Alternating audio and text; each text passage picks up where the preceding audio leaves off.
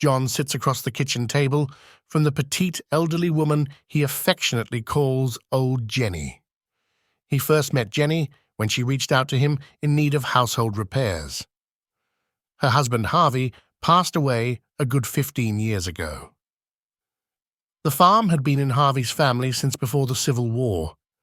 In a previous conversation, Jenny had explained when she was gone, it was the end of family ownership of the farm. Jenny excuses herself for a few minutes so she can begin the decades-long Saturday morning ritual of taking care of the laundry. From the table, John looks out the kitchen window towards the tired old barn and the tree line beyond, separated from the barn by a small pasture.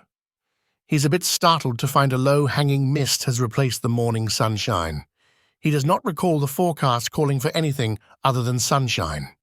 Getting up from the table, he walks towards the window for a better look. There is a slight breeze, causing the mist to swirl around anything that blocks its path. Studying the barn, he wonders how much longer it will exist. The barn is not all that large. He ponders this must have been a small farm in its early days, meant for subsistence living and selling excess produce. In all the years that he has been visiting Jenny, he has only glanced inside. Someday he must give it a more thorough inspection. As he studies the scene before him, a movement out by the tree line catches his attention. The mist shrouds any detail, but it appears the movement is heading away from the trees and into the pasture. As the mist swirls around the movement, John's astonishment grows as he sees what appears to be a horse and rider. Both the horse and rider appear to be near exhaustion. The horse's head hangs low, and the rider slumps in the saddle. The horse and rider briefly disappear behind the barn.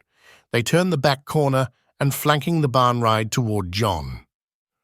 The man sits up, and John can see the face of a haggard young man between 20 and 30 years of age. The clothing and hat the man is wearing are recognizable, and he takes a minute to realize what is familiar about them.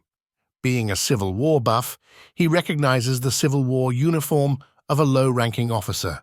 Startled, and about to decide this a Civil War reenactor, he takes a closer look and gets the strange feeling what he is seeing is entirely too real. John closes his eyes to reset his brain. Suddenly, the sadness of a person who has witnessed too much trauma in a young life fills him.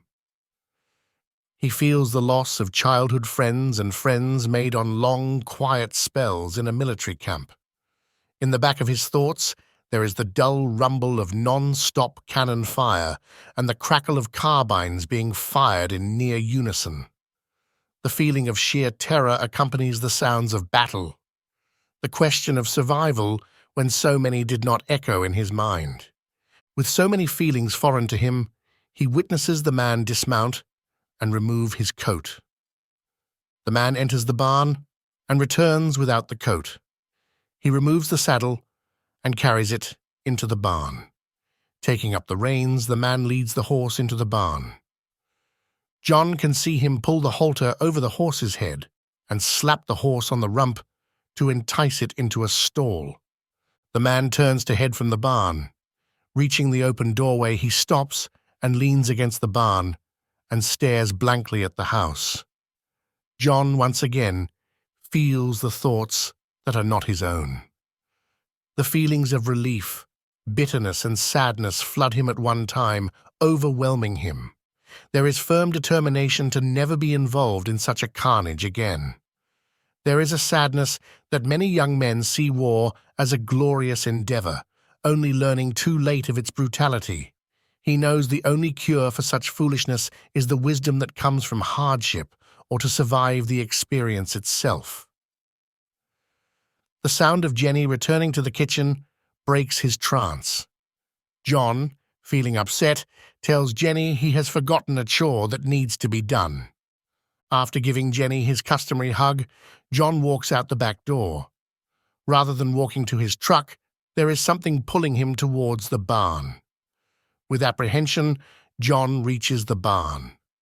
Walking inside, he gives a minute for his eyes to adjust to the darkness. His head slowly pans an interior that is cluttered with stuff, as so many old barns are. Something hanging in the corner catches his eye. With his hair standing on end, he approaches the object. When he gets closer, he confirms his intuition that it is a Civil War coat slowly being ravaged by age. Not only is it a Civil War coat, he is sure it is the coat he saw the returning soldier remove before disappearing into the barn. The entire experience is enough for John, and he turns to head for his truck.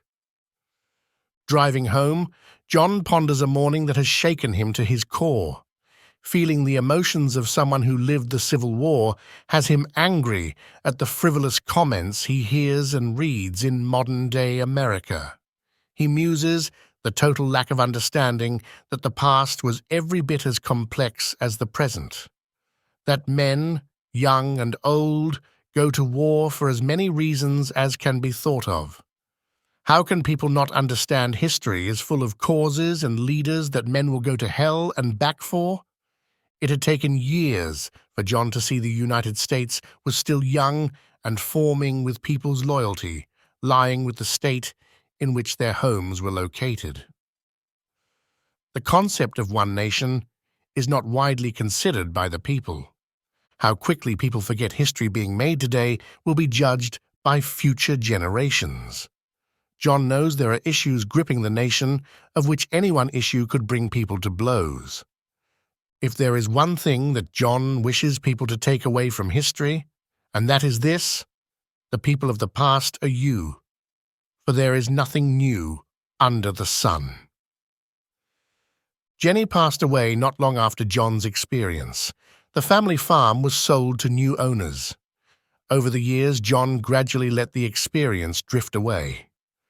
20 years later, the current owners of the farm felt the barn needed to be torn down. They gave a young man permission to collect relics from the barn. While on his relic hunt, he stumbles across a coat hanging in the corner.